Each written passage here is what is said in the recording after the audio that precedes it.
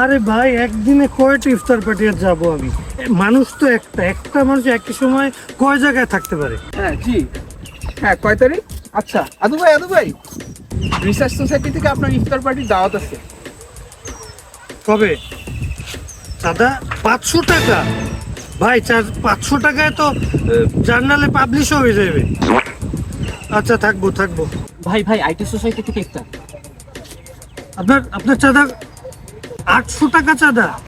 ভাই জুমে ইফতার করেন IT society, যে যার বাসায় খাই নাও ভাই। নাম লেখেন। ভাই আরেকটা ইফতার পার্টি। চাঁদা কত? চাঁদা কত আপনাদের? 2000। 2000? ভাই কত? লেখো, আছি আমি। হ্যাঁ কি বিরিয়ানি? ভাই আজকে ছাত্র দলের ইফতার পার্টি আছে, বিরিয়ানি দেবে। বিরিয়ানি দেবে? ভাই আজকে শিবিরের ইফতার পার্টি আছে, ওরাও বিরিয়ানি দেবে। বিরিয়ানি দেবে? কোথায় যাবে? কই যাবেন? আজকে 2 জায়গায় যাবো। ভাই ভাবি ফোন দিছে, ভাবি। আল্লাহ, ভাবি ফোন দিছে।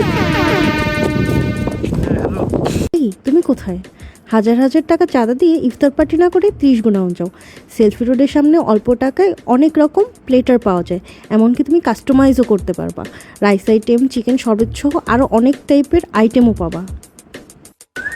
আজকে সব সংগঠন ইফতার বাদ।